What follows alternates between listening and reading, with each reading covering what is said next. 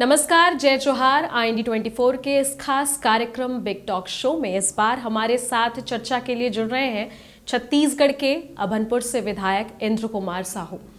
इंद्र कुमार साहू के बारे में मैं थोड़ी सी जानकारी देना चाहूँगी कि अभनपुर ये वही सीट है जिसे कांग्रेस की पारंपरिक सीट कहा जाता था, क्योंकि पिछले 38 सालों से लगातार यहाँ पर कांग्रेस के ही विधायक बने हैं। इस परंपरा को तोड़ा है इंद्र कुमार साहू ने, और आगे बढ़ते हैं, उनसे चर्चा करते हैं और जानते हैं कि किस तरीके से अपना ये पूरा राजनीतिक सफर इंद्र कुमार साहू ने तय किया है। सर, बहुत बहुत स्वागत है आपका हमारे इस शो के लिए। जय जोहार। और सबसे पहले तो मैं आपसे यही सवाल पूछूंगी, क्योंकि कहा जाता है कि अभनपुर की जो सीट है वो 38 साल से कांग्रेस का ही दावेदार यहाँ पर जीतता था। आपने इस परंपरा को तोड़ा है, कैसा महसूस कर रहे हैं आप? देखो, हमारे अभनपुर विधानसभा क्षेत्र में हमेशा से यहाँ जनसंघ के समय में भी यहाँ जनसंघ से चैतराम साहू जी आरंग वाले यहाँ 2 बार चुनाव जीते हैं। बीच में क्या हमारे अभनपुर आज भी जनसंघ का गढ़ है। हमारे आपसी मनमुटाव की वजह से हम लोग चुनाव हारते थे, मगर इस समय भारतीय जनता पार्टी के पूरे कार्यकर्ता, जो हमारे वरिष्ठ जन है, जो युवा साथी है, किसान वर्ग है, सभी वर्गों ने इस समय ठाना था कि इस समय अभनपुर विधानसभा में बदलाहट लाना है और एक युवा वर्ग को आगे लाएंगे करके। और उसी के अनुरूप मेरे को क्षेत्रवासियों ने आशीर्वाद दे के मेरे को विधायक बनाया। चूँकि मैं एक राजनीतिक क्षेत्र में रहते हुए मैं सामाजिक क्षेत्र में भी कार्य किया हूँ। मैं अभनपुर क्षेत्र में विगत 24 साल से परिक्षेत्र साहू समाज के अध्यक्ष के रूप में नेतृत्व किया हूँ और उसके माध्यम से समाज में एक जन जागरण का अभियान चलाया। माता कर्मा की रथ पूरे विधानसभा के जो हमारे सामाजिक क्षेत्र के गांव हैं वहाँ प्रतिवर्ष कर्मा माता की रथ का हम लोग संचालन करते हैं। हमारे समाज के जो प्रतिभावान छात्र छात्राएं हैं उनको 2 अक्टूबर को हम लोग सम्मान करते हैं और अपने प्रतिभा को आगे लाने के लिए प्रोत्साहित करते हैं। माता राजिम 7 जनवरी को जो जयंती है उनको भी हम लोग अपने क्षेत्र में एक आदर्श विवाह के रूप में करके लोगों को एक जागरूकता अभियान हम लोग सामाजिक क्षेत्र में किए हैं। साथ ही मैं एक पंच से जनपद सदस्य और 2 बार सरपंच के रूप में अपने ग्राम पंचायत बेंद्री में एक नेतृत्व किया हूँ और साथ ही ब्लॉक में सरपंच संघ का अध्यक्ष के रूप में नेतृत्व किया हूँ। तो क्षेत्र में मेरा लोगों के प्रति जान पहचान और काम करने के ललक ये तो था ही, और मैंने अन्य समाज के प्रमुखों से भी अपना संबंध रखा था कि हम लोग आपस में एक दूसरे के समाज के रीति रिवाज को जानने के प्रयास किए। यहाँ क्षेत्र में काम कैसा होना चाहिए, केवल पद में आने से ही नहीं होता, हमारी सोच होना चाहिए कि गांव की विकास कैसे हो, हमारी संरचना कैसे होना चाहिए। तो मैंने इसको एक प्लान बना के काम किया। मैंने अपने ग्राम पंचायत बेंद्री में 2 बार लगातार सरपंच रहा। तो मैंने एक प्लान बनाया कि जहाँ देखो गली में गंदगी पानी बह रहा है, रोड नहीं है, तो मैंने एक प्लान बनाया कि क्यों ना जो गांव के जो गंदे पानी हैं उसको मैंने अपने 15 वित्त की राशि से अंडरग्राउंड पाइपलाइन करके पूरे गांव को स्वच्छ बनाया। अपने गांव की जो मुक्ति धाम है, मैं देखा कि सभी को आखिर एक दिन जाना है, तो मैं सोचा क्यों ना मुक्ति धाम को भी एक अच्छा बनाया जाए। और मैंने मुक्ति धाम को 18 लाख में अच्छा से बना के वहाँ एक गार्डन के रूप में विकसित किया, ताकि लोग वहाँ जाए तो पहले हमारे आत्मा को शांति मिलना चाहिए, तब तो हम मृत आत्मा को शांति के लिए प्रार्थना करेंगे। तो मेरा ये सोच था कि हमारे लिए पहले बैठने की व्यवस्था हो, तो मैंने वहाँ सौर ऊर्जा के द्वारा पेयजल की व्यवस्था किया, गार्डन बनाया और यात्री प्रतीक्षालय बनाया ताकि लोग बैठ सके। मैंने अपने गांव में जो हिंदू संस्कृति में हम लोग चुंडन मुंडन के काम करते हैं, उस गांव में चलने के लिए पार्क की जो सकरा है ना, 2 आदमी क्रॉस नहीं कर सकते थे। लोग बाग किसी के दुख सुख में जाते थे, तालाब में बैठने की व्यवस्था नहीं था। तो मैंने सोचा क्यों ना इसको सौंदर्यीकरण किया जाए। मैंने उस तालाब को भी सौंदर्यीकरण कराया, माता शीतला की मंदिर है उनको भी जीर्णोद्धार कराया और एक व्यवस्थित ढंग से मैंने उस तालाब को बनाया ताकि वो लोगों को आकर्षण का केंद्र रहा। तो ये छोटे छोटे कार्य जो हैं आप करते चले गए और कहीं ना कहीं ये कहना है आपका कि वो फल इस रूप में आपको मिला। हाँ, मेरे गांव में जो मैं पंचायती राज में जो काम किया वो लोगों में जन चर्चा था। बिंदरी में आके लोग बाग जो नाते रिश्ते लोग हैं, किसी के दुख सुख में आते थे, वो तालाब देखने जाते थे, मुक्ति धाम देखते थे, गांव की जो गलियों में यहाँ गंदा पानी नहीं बह रहा है उनको देखते थे। और मेरा एक सोच था कि जब शासन हमको बिजली बिल नहीं ले रहा है, पेयजल के लिए हमको टैक्स पेयजल का हमको पेड नहीं करना, टैक्स पेड नहीं करना पड़ रहा है, तो क्यों ना हम उसको मूलभूत आवश्यकता गांव में दें। तो मेरा एक सोच था कि मैंने अपने गांव में 185 स्ट्रीट लाइन पोल है, उसमें एलईडी बल्ब के माध्यम से मैं प्रति माह एलईडी बल्ब को रिपेयरिंग करवाता था ताकि कभी अंधेला ना हो। ये मेरा सोच था। मैं हमेशा रेगुलर हर महीने। राजनीति में यहाँ तक का सफ़र आप तय कर लेंगे, ऐसा सोचा था? अब देखो, मन में तो कभी कभी काम कर, पहले तो नहीं सोचा था कि हम विधायक बन जाएंगे, मगर हमने सामाजिक क्षेत्र और राजनीतिक क्षेत्र में जब प्रवेश लिए तो हमारे भी मन में एक लालसा था कि हम भी एक दिन क्षेत्र के नेतृत्व करेंगे। मैंने अपने भारतीय जनता पार्टी में भी युवा मोर्चा में काम किया हूँ, मंडल में 2 बार महामंत्री रहा हूँ, जिला में भी प्रचार प्रसार सहमंत्री के रूप में कार्य किया हूँ। तो संगठन में मैं अपने दायित्वों का निर्वहन किया हूँ और मेरा सारी गतिविधि बाकी तो सामाजिक क्षेत्र और पंचायती राज रहा है। तो इसमें काम करके मैंने अपनी पहचान बनाया और उस पहचान की बदौलत आज क्षेत्र के लोगों ने मुझे जो आशीर्वाद दिया है, तो लोग बाग मेरे बारे में सुने थे कि ये समाज का काम करता है, गांव में भी अच्छा काम कराया है, पार्टी का भी 30 साल से सेवा किया है। ये मेरे लिए प्लस रहा। कभी भी एक छोटे से बच्चे के माँ बाप हमेशा ये चाहते हैं कि वो इस क्षेत्र में अच्छा करे या इस क्षेत्र में अच्छा करे। एक प्लान जो है माँ बाप का पहले से रहता है कि हमें इस क्षेत्र में आगे बढ़ाना है। जाहिर सी बात है, राजनीति में आपको जाना है ऐसा पहले से तो सोचा नहीं होगा। क्या सोचा था इंद्र कुमार जी के माँ पिताजी ने कि क्या हमें अपने बच्चे को कराना है? आपके माँ पिताजी का क्या इंटरेस्ट था, किस ओर आपको ले जाना चाहते थे वो? क्या है, मेरे माँ पिताजी लोग तो किसान हैं और वो लोग खेती करते थे और मैं अपनी शैक्षणिक योग्यता में बीकॉम स्नातक किया हूँ और मैंने आईटीआई भी किया इलेक्ट्रीशियन से। बीएचएल भेल भोपाल में 2 साल तक अप्रेंटिस किया हूँ। माँ बाप सोचते थे कि कहीं नौकरी लग जाए जी। तो अपना जीविकोपार्जन करेगा करके, और उससे ज़्यादा उन लोगों का और सोच नहीं था, या तो फिर खेतीबाड़ी करेंगे करके। राजनीति में कभी उन लोगों का झुकाव उतना नहीं रहा।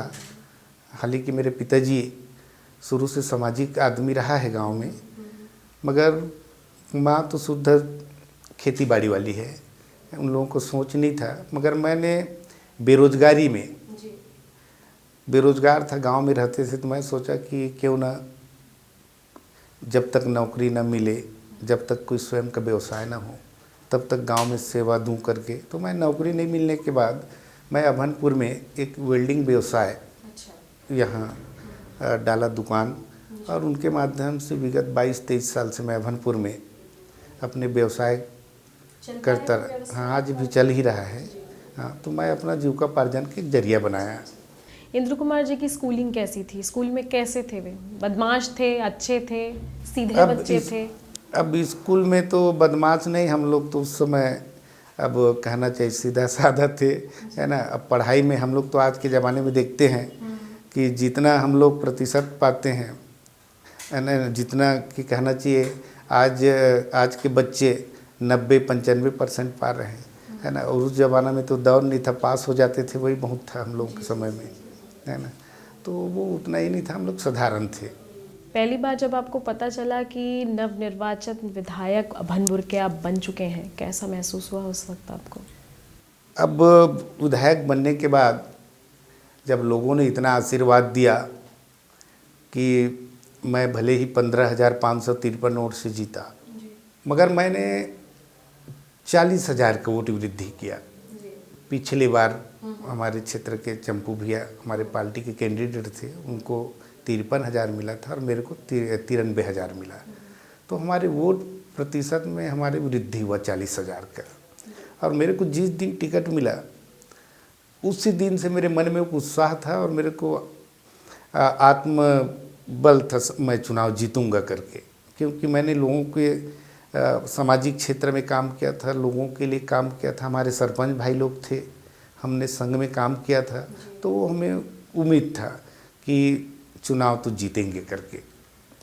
इंद्र कुमार जी, मैं आपसे ये सवाल पूछना चाहती हूँ कि 38 साल, जैसा कि मैंने जिक्र किया, परंपरागत सीट रही है ये कांग्रेस की। उस दौरान आपके लिए काफ़ी चुनौती भरा था ये पूरा विधानसभा चुनाव फेस करना, लेकिन उस दौरान मन में कभी ऐसी शंका आई कि अगर मेरी दाल नहीं गली तो क्या होगा? क्योंकि बहुत सारे बड़े दिग्गज वरिष्ठ लोग यहाँ से विधायक रह चुके हैं, तो कभी ऐसे मन में कोई शंका आई आपके? नहीं, मेरे मन में कोई शंका नहीं था, क्योंकि मैं एक प्रताड़ित व्यक्ति था।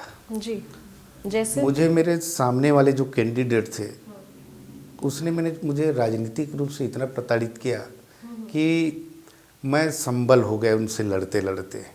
क्योंकि मेरे पंचायत में 2 साल होने के बाद मेरा फिर से गिनती का आदेश करवाया था राजनीति दबाव से, और उसको मैंने हाई कोर्ट में जाके रद्द करवाया कि 2 साल के बाद गिनती का प्रावधान नहीं है करके। उसके बाद मेरे खिलाफ में सूचना का अधिकार लगाते थे 15-15 ठो। चुनाव परेड में भी मेरा जांच करवाया, धारा 40 का 2-2 बार मेरे को नोटिस दिया।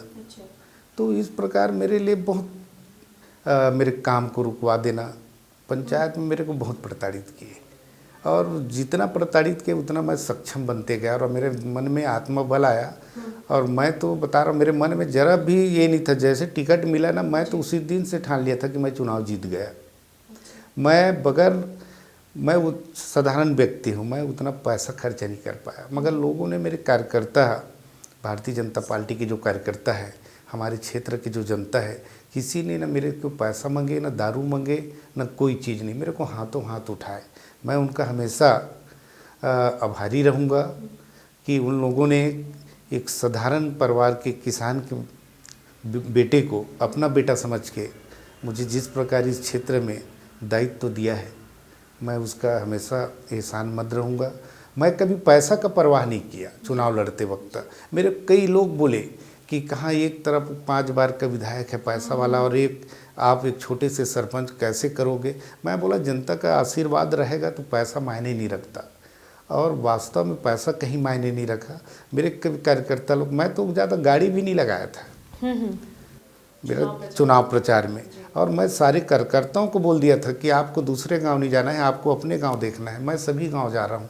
मेरे 3 महीने पहले टिकट दे दिया था, इस कारण मैं हर गांव में 2-2 बार गया। एक बार तो घर घर रनिंग किया और एक बार नुक्कड़ सभा के रूप में।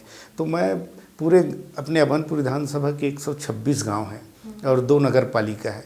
मैंने पूरे घर घर जाके लोगों से निवेदन किया कि मैं एक साधारण गरीब का लड़का हूँ और आप लोगों को मेरे को आशीर्वाद चाहिए, और लोगों ने स्वीकार किया। और हमारे जो कार्यकर्ता है, जो बुजुर्ग लोग हैं, उनके यदि कहीं लड़की गए हैं या कहीं बहू लाए हैं, वो लोग भी अपने स्तर पे सारे लोगों ने अब मेहनत किए, और ये मेहनत का परिणाम है कि हमने अच्छे मार्जिन से चुनाव जीते हैं। आप चुनाव जीत गए, मेहनत का परिणाम आपको मिल गया, लेकिन एक सवाल ये है कि आपको कब ऐसा लगा कि आपको अभनपुर से दावेदारी करनी है? दिमाग में पहले से था या इन सारे इंसिडेंट जिसका आपने जिक्र किया उसकी वजह से ऐसा डिसीजन लिया आपने?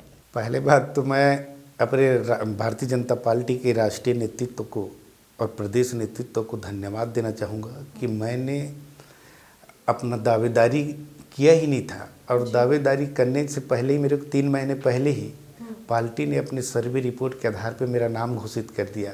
यही मेरा सबसे बड़ा जीत का कारण बन गया कि मुझे मोदी जी के सर्वे के आधार पर टिकट मिला। राजनीति में आगे और क्या कुछ करना है, तय किया है आपने? अब देखो कि राजनीति एक ऐसा चीज़ है, कभी संतुष्ट होने वाले तो है ही नहीं। राजनीति में पार्टी का जो दायित्व है उनका निर्वहन करना पड़ता है, और पार्टी ही हमारे लिए सर्वोपरि है कि पार्टी जो दायित्व देगा हम उसको निर्वहन करने के लिए हैं। और हम लोग शुरू से ही 30 साल से ही राजनीति जीवन में पढ़ाई करने के बाद भारतीय जनता पार्टी के एक छोटे से कार्यकर्ता के रूप में सेवा किए हैं, आज भी विधायक हैं, मगर हम एक छोटे कार्यकर्ता के रूप में आज भी हम काम करते हैं। नवनिर्वाचित विधायक हैं आप, पहली बार सब कुछ है आपके लिए विधायकी का। इस दौरान ऐसे भी बहुत सारे विधायक आपसे मिलते हैं जो काफ़ी तजुर्बेदार हैं, उनसे किस तरीके की सीख लेते हैं आप? अब जो पुराने हमारे सीनियर लीडर है उनसे भी हम लोगों को सीख लेना पड़ता है कि उनके राजनीतिक जीवन का अनुभव, कैसे क्षेत्र में नेतृत्व किए हैं, लोगों से कैसे मिलना है। कई प्रकार की दिक्कतें हैं। क्या है, जैसे हम लोग एक साधारण परिवार से हैं, तो हम लोगों से कोई भी कार्यकर्ता बगैर हिचक के बात कर लेते हैं, उनको संकोच नहीं रहता। और यही किसी बुजुर्ग या कोई सीनियर लीडर है तो उनके पास झिझक होता है, कैसे बात करूं, कैसे टाइप से करूं। तो मेरे पास कार्यकर्ता लोग बात करने में कोई हिचक नहीं है, जो भी बात है मेरे से खुल के करते हैं। और हम लोगों को इसी कारण कुछ तकलीफ भी होता है कि कार्यकर्ता भी कुछ सुनाना है तो हम लोगों को बोल देते हैं इसमें ऐसा नहीं, ऐसा होना चाहिए। तो हम लोगों को सहन करना पड़ता है, सुनना पड़ता है कि भाई वोट दिया है तो उनका भी वाजिब है बोलना, और सभी को संतुष्ट कर तो सकते नहीं। तो निश्चित रूप से बहुत सारी चीज़ हम लोगों को सीखने को भी मिला है कि हमको विधानसभा में कैसे रहना है, कैसे आवाज़ उठाना है, क्षेत्र के लिए क्या मांग रखना है। तो बहुत सारी चीज़ है। अभी हम लोग नए नए बने विधायक, क्या है, पंचायती राज और विधायकी ये दोनों में अंतर है। पहले हम मांगने जाते थे, अब लोग हमसे मांगने आते हैं, तो ये फर्क तो है। और सभी को संतुष्ट नहीं कर सकते। क्षेत्र में ऐसा है, हमारे 126 गांव हैं, हम लोगों को एक लिमिटेड राशि मिलता है और उसको भी सबको संयोजन करके चलना पड़ता है। सभी समाजों में बड़ी आशा है कि सामाजिक क्षेत्र में काम किए हुए व्यक्ति है, तो वो लोग सोचते हैं कि हमारे समाज के लिए भी इनका योगदान हो जाए, अच्छा बड़ा भवन मिल जाए। तो हमको सबको साथ लेके चलना पड़ रहा है, सभी को संतुष्ट कर रहे हैं। विधानसभा का आपने जिक्र किया तो इसी से जुड़ा मैं एक सवाल ये भी लेना चाहूँगी, क्योंकि आप लोग नए नए विधायक हैं, नवनिर्वाचित हैं, बहुत सारी चीज़ों की सीख आप लोगों को दी जाती होगी, लेकिन जब विधानसभा की बारी आती है उस दौरान किस तरीके से प्रश्न काल होता है, किस तरीके से प्रश्नों को फेस करना है, किस तरीके से उत्तर को देना है, ये सारी चीज़ों की प्रैक्टिस की आपने भी? किस तरीके से ट्रेनिंग आपको दी गई? इसके पहले किसी तरह की हिचक थी कि कैसे आप अपनी बात वहाँ रखेंगे? हाँ, जब हम लोग शुरू में जब चुनाव जीत के गए, उसके बाद प्रश्न लगाए, तो हम लोग को थोड़ा संकोच लगता था। अब क्या है, हम लोग शुद्ध ग्रामीण अंचल के लोग हैं, है ना, तो कोई बात करने के लिए हम लोगों के मन में संकोची स्वभाव रहता है, बड़े लोगों के पास कैसे करें, और पूरे लोगों को निगाह रहता है उसमें विधानसभा में। तो प्रश्न करने के लिए मन में झिझक था, और धीरे धीरे उस झिझकपना को दूर किए जब सबको बोलते देखे, है ना। तो वहाँ सभी लोग, हमारे जो विधानसभा अध्यक्ष है डॉक्टर रमन सिंह जी, वो सभी को अच्छे कॉपरेट करते हैं कि जो भी है छत्तीसगढ़ी में बोलना है तो छत्तीसगढ़ी में बोलो, हिंदी जो भी है जैसा भी बोलो। वो सभी हमारे विधायकों को प्रोत्साहित करते हैं, है ना। तो हम लोग को आत्मबल बढ़ा कि नहीं। पहली बार जब जाना था तो प्रैक्टिस की थी क्या आप? नहीं, ऐसा कोई प्रैक्टिस नहीं किए, डायरेक्ट वहीं गए, है ना। और जो भी है तो लोगों को भी प्रश्न करते देखें, तो हम लोग भी अपने हिसाब से जो प्रश्न लगाए थे प्रश्न करते थे। राजनीति में नए लोगों को क्यों मौका देना चाहिए? क्योंकि आप भी एक विधायक के रूप में नवनिर्वाचित विधायक हैं, तो आपसे तो ये सवाल पूछना बनता है कि नए लोगों को मौका देने का क्या लाभ होगा? देखो, ये भारत नवयुवकों का देश है। जब तक नवयुवक आने वाला पीढ़ी आगे नहीं आएंगे तब तक हमारा विकसित भारत का सपना साकार कहाँ होगा। भाई, नए लोगों में नई सोच, तो पार्टी का भी सोच है कि नए लोग आएंगे तभी देश आगे बढ़ेगा। हम लोग पंचायती क्षेत्र में देखते हैं कि जो पुराने उम्र के जो सरपंच है और नए युग के जो सरपंच है, उनमें सोच में अलग है। हमारी पर्सनल सोच होना चाहिए। हम केवल सरकार के भरोसे रहेंगे तो नहीं होगा, हमारी भी सोच होना चाहिए कि हम इसको इस तरह से विकसित करेंगे तभी हम आगे बढ़ सकते हैं करके। तो अपनी पर्सनल सोच होना चाहिए, तभी हम विकास कर सकते हैं। वरना हम शासन जितना फंड दे रहा है उसके भरोसे रहेंगे, उसके योजना के बल पे ही हम चुनाव जीतेंगे बोलेंगे तो ये नहीं हो पाएगा। हम फील्ड में हमको काम करना पड़ेगा कि वास्तव में लोग चाहते क्या हैं, उनको कैसे संतुष्ट करेंगे, तभी हम कुछ कर सकते हैं। इंद्र कुमार जी, बीते 5 सालों में कांग्रेस की सरकार रही है। कांग्रेस की सरकार का बहुत सारे कार्य उस दौरान उसने भी किए हैं। अभी अगर मैं बात करूं तो कांग्रेस का कहना है कि उन्होंने बहुत सारे ऐसे काम किए हैं जिन्हें जनता पसंद करती थी, और अभी की जो सरकार है भाजपा, वो ऐसा कुछ कार्य कर नहीं रही है, जिसकी वजह से हमारा आने वाले समय में आना बहुत क्लियर है। देखो, एक कांग्रेस की सोच है। कांग्रेस ने तो 5 साल केवल नरवा घुरवा बाड़ी ये नारा लगा के पूरा भ्रष्टाचार किए हैं। हम लोग पंचायत क्षेत्र में रहे हैं, गौठान के लिए पंचायत से हट के अलग कमेटी बना दी है, कांग्रेस कमेटी, जिसने केवल गोबर में घोटाला ही किए हैं। राजीव व मितान बना के कांग्रेस के युवाओं को प्रोत्साहित किए और केवल खर्च उसमें भ्रष्टाचार किए। कहीं फील्ड में नहीं लगता उनका कोई कार्य। हम लोग पंचायती राज में रहे हैं, 4 साल तक पंचायत में कोई कार्य नहीं हुआ। हम लोग काम के लिए तरसते थे, पूरे सरपंच लोग त्रस्त थे काम के लिए। सारे लोग याद करते थे डॉक्टर रमन सिंह के मुख्यमंत्रित्व काल को पंचायती राज में। और ये भूपेश सरकार में केवल भ्रष्टाचार के सिवाय कुछ नहीं हुआ। केवल किसी सरपंच यदि आवाज़ उठाए तो उनको धारा 40 से निकालना, जांच करवाना, केवल यही काम रह गया था। गांव में कहाँ है नरवा घुरवा बाड़ी? नरवा तो रहा नहीं, सब बेजक कब्जा में ख़त्म होने गए, है ना। बाड़ी है ही नहीं। ये बाड़ी नरवा घुरवा के नाम से केवल घोटाला ही हुआ, फील्ड में कोई कार्य नहीं हुआ। इसी कारण तो कांग्रेस को पब्लिक बदल दिए छत्तीसगढ़ में। यदि वो अच्छा काम किया रहता तब थोड़ी ना बदलते ना। इन 5 सालों में कहीं भी एक नया स्कूल का उन्नयन नहीं किया, शिक्षा के क्षेत्र में कुछ काम ही नहीं कर पाया।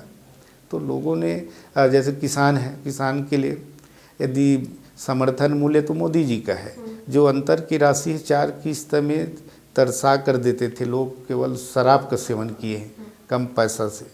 और आज हमारे भारतीय जनता पार्टी में हमने 3100 रुपये के वादा किए।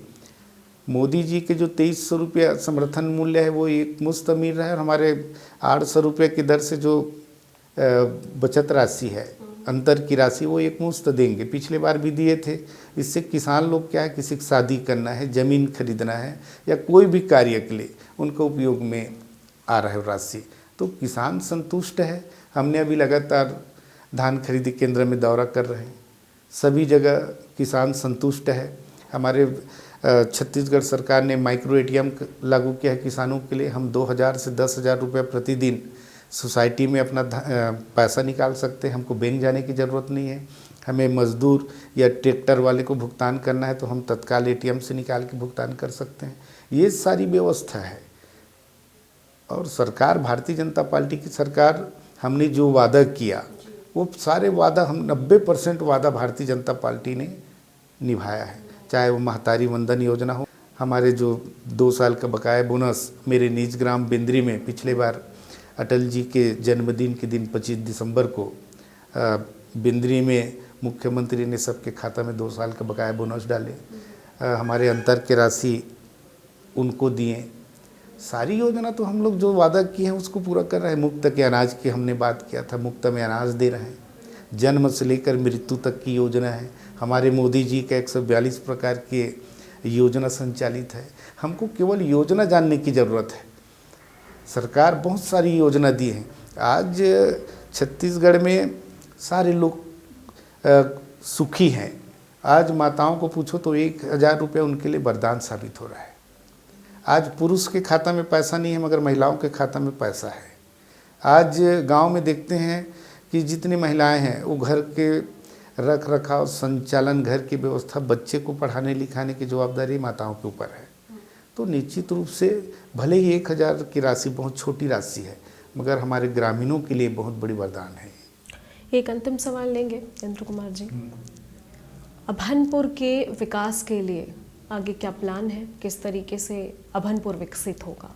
हमने अभनपुर को विकसित करने के लिए यहाँ का जो नगर पंचायत था उनको नगर पालिका में उन्नयन करवाया है ताकि इनसे विकास के कड़ी जुड़े और तेज गति से विकास हो। हमने यहाँ अभी प्लानिंग बना रहे हैं कि अभनपुर में एक अच्छा से गार्डन हो, खेल ग्राउंड हो, यहाँ के लोगों के लिए पेयजल की व्यवस्था ठीक से संचालित हो। हॉस्पिटलों में भी हमने नयापारा अभनपुर हमारे 2 जगह सामुदायिक स्वास्थ्य केंद्र है, वहाँ भी स्वास्थ्य मंत्री को बुला के वहाँ का निरीक्षण करवाए, डॉक्टरों की कमी था उनको दूर करवाए। दोनों जगह सोनोग्राफी मशीन की व्यवस्था किए हैं और उनके लिए डॉक्टर बहुत जल्दी उपलब्ध करा रहे हैं। अभी उसको कहीं से अनुबंध करके उसको पैसा से बुलाते हैं, मगर हमारा ये है कि परमानेंट व्यवस्था हो ताकि लोगों को सुविधा हो, प्राइवेट हॉस्पिटल में जाना ना पड़े। डिलीवरी वगैरह के लिए है, इसके पहले शासकीय हॉस्पिटलों में रिफ़र कर देते थे प्राइवेट हॉस्पिटल में। हमारे पूरे ग्रामीण अंचल है, ग्रामीण अंचल के लोग प्राइवेट हॉस्पिटल में जाने के बाद एक डिलीवरी होने के लिए उनको 40,000 50,000 रुपये लगता था। ये एक प्रकार का शोषण हो रहा था। तो हमने दोनों जगह हॉस्पिटल में सख्त निर्देश किए हैं कि हमारे पास सारी सुविधा उपलब्ध है, यहाँ कोई भी गाँव ग्रामीण आप बेवजह कहीं रिफ़र नहीं करोगे प्राइवेट में। और मैं जाके मॉनिटरिंग करता रहता हूँ हॉस्पिटलों में। तो हमारा एक सोच है कि हमारे ग्रामीण अंचल, मेरे अभनपुर विधानसभा पूरा ग्रामीण है, तो ग्रामीणों को अच्छी सुविधा मिले, हमारी सरकार की योजना का लाभ मिले। और हम एक बड़ी योजना, ताकि हम शिक्षा के क्षेत्र में भी आगे बढ़ रहे हैं। हमने अभी हमारे बेंद्री पंचायत है, तो बेंद्री में अभी बजट में वहाँ कॉलेज का प्रावधान करवाए हैं। तो उधर क्षेत्र में लोगों को जो बालिका शिक्षा है उनको लाभ मिले, ताकि लड़कियां भी कॉलेज में, गरीब बच्चे कॉलेज पढ़ सके। ये हमारा उद्देश्य है। अभी नयापारा में कन्या महाविद्यालय के लिए 4 करोड़ 65 लाख रुपए भवन के लिए बजट में प्रावधान किए। उनका सड़कों की स्थिति के लिए, सड़कों की स्थिति भी ठीक है। हमारे भी पिछले बजट में हमने 34 रोड को बजट में शामिल कराया है, बहुत जल्दी वो भी स्वीकृति मिलने वाला है। हमारे अभनपुर में हमारा प्रयास चल रहा है कि अभनपुर में गौरव पथ बने, ताकि गौरव पथ के माध्यम से अभनपुर की सुंदरता बढ़ेगा। हाँ, क्योंकि सड़कों की स्थिति बेहतर होना सबसे महत्वपूर्ण काम है। और अभी अपना कहना चाहिए अभनपुर से राजिम तक अभी प्रगतिरत है अभी सड़क, तो यहाँ ऐसे सड़क तो ठीक ठाक है। और हमारा जो छोटे छोटे और मार्ग है, हमारी सोच है कि हम लोग जहाँ मुक्ति धाम जाते हैं 1 किलोमीटर 1.5 किलोमीटर की दूरी पे है, रास्ता नहीं है ठीक से। तो हमारा प्लान है कि हम छोटे छोटे रोड को करके ग्रामीणों को उसका सुविधा दिलवाएं। अभी हमने करीब 40 करोड़ जल संसाधन विभाग से भी बजट से स्वीकृत कराए हैं, ताकि हमारे क्षेत्र के लोगों को डैम, नाली के द्वारा उसका लाभ मिले। ये हमारा एक सोच है। और अन्य विभागों से भी हमने बुला के क्या बन सकता है यहाँ अभनपुर में, उसका एक प्लान बना रहे हैं। तो बिल्कुल ये थे हमारे साथ अभनपुर के विधायक इंद्र कुमार साहू, जिनका साफ तौर पर कहना है कि जिस तरीके से अभनपुर हमेशा से कांग्रेस की परंपरागत सीट रही है, एक तरीके से उन्होंने इस परंपरा को तोड़कर यहाँ पर फतेह का झंडा लहराया है। इसके अलावा बात अगर विकास की करें तो अभनपुर की सड़कों से लेकर के यहाँ की शालाएं, इसके अलावा अस्पतालों की जो सुविधाएं हैं उस पर पूरी तरीके से काम जो है किया जा रहा है। आने वाले समय में अभनपुर में जिस तरीके से इसे ग्रामीण इलाका कहा जाता है, इस ग्रामीण इलाके में ऐसी मूलभूत सुविधाएं दी जाएंगी ताकि आने वाले समय में यहाँ के लोगों को कहीं और बाहर भटकना ना पड़े। और इस तरीके से लगातार जो इंद्र कुमार साहू है वो अपना काम कर रहे हैं, विकास का कार्य कर रहे हैं और इसी तरीके से अपने क्षेत्र के विकास का कार्य आगे भी करते रहेंगे। सर, बहुत बहुत धन्यवाद आपका शो में समय देने के लिए।